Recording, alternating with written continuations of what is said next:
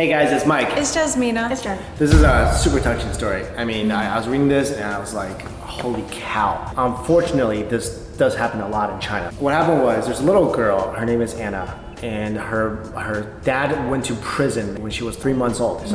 And her mother basically left her family and got after she was born, remarried and left her family. So she left her with her two grandmothers, so grandmother and great grandmother. This girl, she's now 5 years old, and she is the pillar of this family now because both her grandparents are bedridden, they're very ill. So she gets up every day, cooks, cleans, does everything.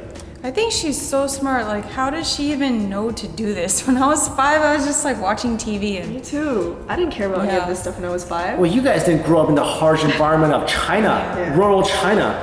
I mean, if you're in rural China, like, I think you were taught responsibility at a very, very young age. I mean, I remember when I was in China, when I was 4, 5 years old, my parents would leave me alone all the time. They would just go to work and lock me inside the house. I would cook my own meals.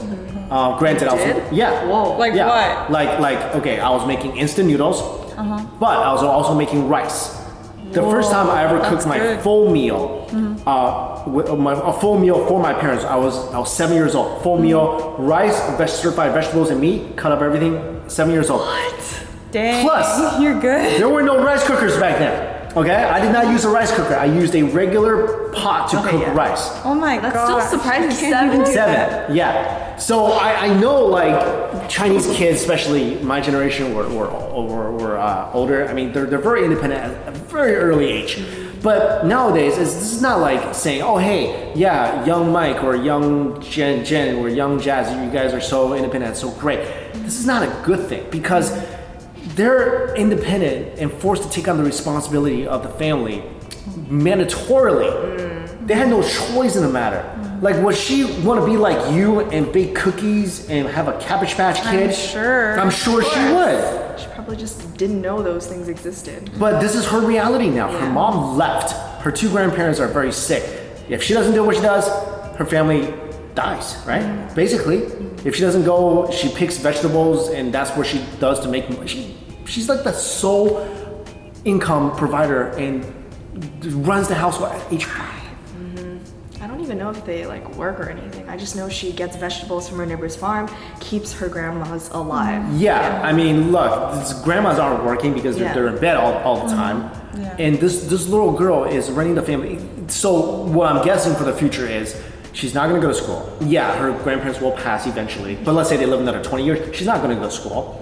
Her whole life, she's gonna have to just try to make money, and that's all she can do, and try to feed her family. That's all she can do. And hopefully, probably marry somebody. Try to marry somebody who is better off. That's her realistic situation. Yeah, but if both her grandmothers pass away, she'll kind of just become an abandoned child. And then she's abandoned, exactly. So then where does she live? She'll live by herself? And then probably be taken advantage by somebody. Like her reality, I just can't. I mean, these people. This is heartbreaking, but also this is a real situation. Left behind children is a real phenomenon in China. This is like a real term because there's so many of these kids. To have a child completely abandoned by her mother, how heartless is that? This is a sad situation. It happens so often. We just did a story a couple months ago about this kid. He makes 10,000 wontons per day. Also about this other girl who sells veggies every day out in the streets and like leaves a sign for her parents, hoping to find them. Right. If you're reporting this solely for the sake of news, I think that's wrong. I mean, you have the potential to help these kids out every time you're reporting on them. Right, especially a case like this where I feel like a lot of people would love to help Anna out. And you know what? I don't know if the reporter set up something. If he or she did, that's that's our fault. But right now, I mean, I don't see any way, at least from the sources that we read, to be able to send some funds to her, to be able to, besides traveling to China and maybe finding her. All right, guys, let us know your thoughts on this story. Thanks for watching. Bye.